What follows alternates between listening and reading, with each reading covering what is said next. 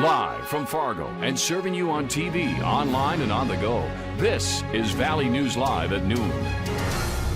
We begin with breaking news. A police chase led to a massive drug bust in North Dakota, netting multiple pounds of meth and thousands in cash. The Beulah Police Department says they took 7 pounds of meth, 100 grams of heroin, drug paraphernalia, and $50,000 in cash following a police chase. It happened on September 30th when the suspect didn't pull over for having a taillight out.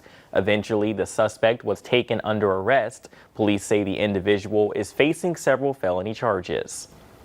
New for you at noon. Police in Bemidji are searching for the people responsible for stealing an ATV from an outbuilding.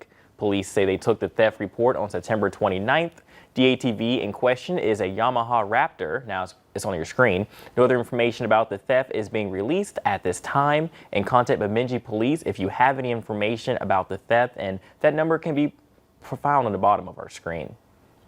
Also new at noon, a 61-year-old man is recovering following a single car rollover in Norman County. The Minnesota State Patrol says the crash happened around 4:30 this morning on Highway 113 near Flon, Minnesota.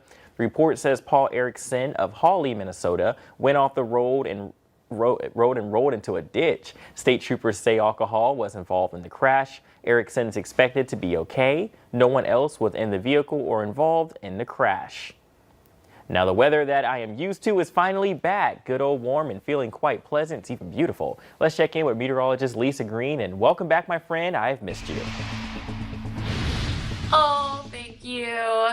Missed you too. It's good to be back and good to be talking about some good weather as well. We're looking at some conditions that are going to be warmer this week and feeling pretty good for October, and that starts today. Now, as we're looking outside, you can see it's getting a little bit more cloudy in Fargo. We've got a cold front moving through that's going to sweep through some clouds for a little while, and then we'll get to see more sunshine here. But as of the latest update, the airport reporting some sun in Fargo at 67 degrees, Grand Forks 63, and Fergus Falls is at 64. Jamestown almost at 70. We're getting some sunshine there again as well. So here's a look at our winds. It's a breezy one here today. We're seeing wind speeds that are gusting into the 30s in the western part of our viewing area. Devil's Lake has a gust of 37 miles per hour. And you can see that wind shift now. If you were watching this morning, we were talking about winds out of the south. Well, now they're moving northwesterly, and that's behind that front. And here's a look at that. We've got the clouds moving through, and there is some rain on the radar, waiting to get some confirmation of it reaching the ground. But if you're in northwest Minnesota, that's where we're most likely to see some of those raindrops. And then once that passes through, we've already got sunshine in Jamestown and Devil's Lake. So we've got a good afternoon ahead once those clouds clear. We're going to talk more about that coming up here in just a few minutes. Now, I don't mind a little bit of rain. It's a lot that usually messes it up. Thanks again, Lisa. Well, Fargo police say there's still no sign of a missing 80-year-old Fargo man who hasn't been seen since Thursday night, and police and rescue teams have been searching the area around Maple View Memory Care, where 80-year-old Robert McKinnon lived. Police are urging people to keep their eyes open for McKinnon. Some community members are taking the extra step of going out and actively searching for him themselves. If you spot Robert McKinnon or have any information, you can call 911. Police in Trail County are searching for a Hillsborough woman who hasn't been heard from since last Wednesday.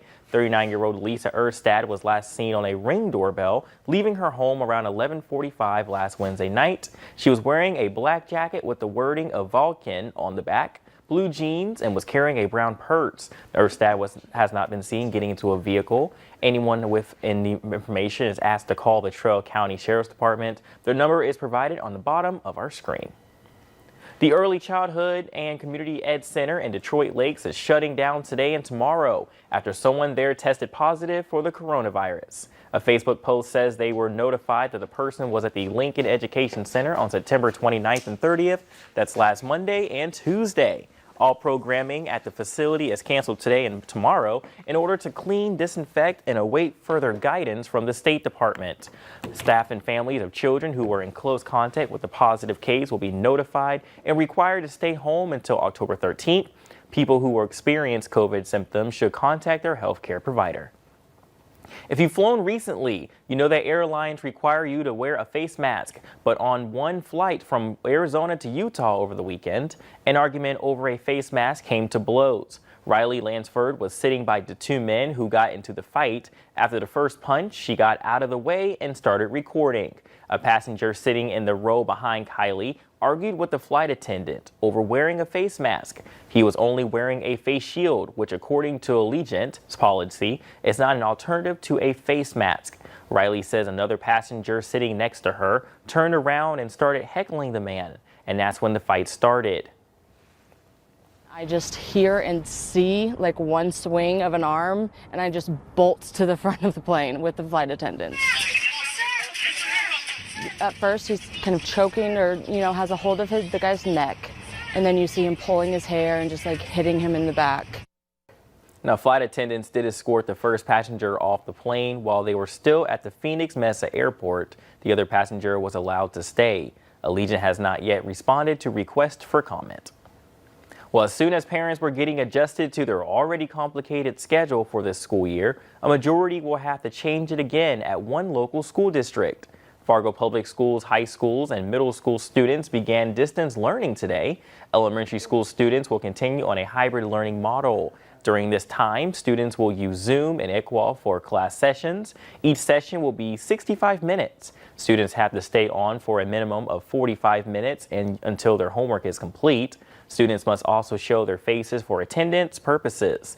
The breakdown of their class periods and upcoming virtual teacher conferences can be found on the Fargo Public Schools website. Now, this is expected to only last for 2 weeks. Fargo Public Schools COVID-19 Instructional Plan Committee are discussing a phased approach for elementary in-person instruction to begin starting October 19th. Well, coming up at noon, smelling your own breath in a mask. Now, it doesn't smell as pleasant as it sounds. And weather feeling better today than it did all of last week. Let's check in and hope that it stays that way. Lisa Green has our forecast.